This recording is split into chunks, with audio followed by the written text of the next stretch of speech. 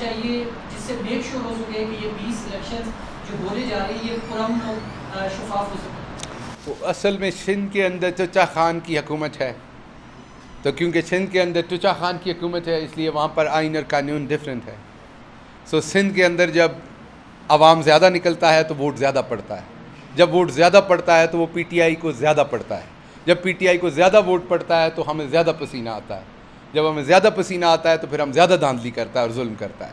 تو سندھ کے اندر یہ چل رہا ہے، یہ بے شرمی چلتی رہنی ہے. آپ کے سوال میرے جواب سے یہ نہیں ہٹنی، یہ بے شرمی کی انتہا ہے اور یہ عوام نے ان کا احتساب کرنا ہے.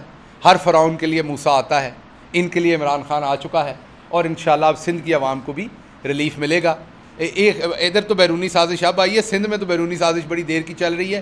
وہ تو فرنچائز ہیں نا باہر کے، بلاول بھائی تو وہ تو باہر کے فرنچائز ہیں، یہاں پر ایک ایکسٹرنل مشن پہ وہ آئے ہوئے ہیں، نہ یہاں کی زبان سمجھتے ہیں.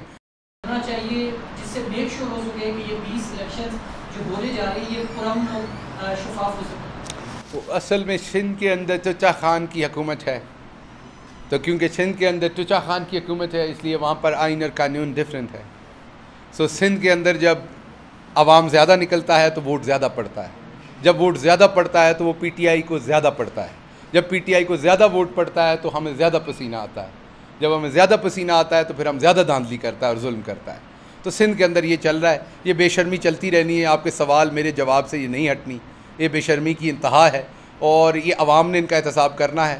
ہر فرعون کے لیے موسیٰ آتا ہے، ان کے لیے عمران خان آ چکا ہے اور انشاءاللہ اب سندھ کی عوام کو بھی ریلیف ملے گا. ایک ادھر تو بیرونی سازش اب آئی ہے، سندھ میں تو بیرونی سازش بڑی دیر کی چل رہی ہے.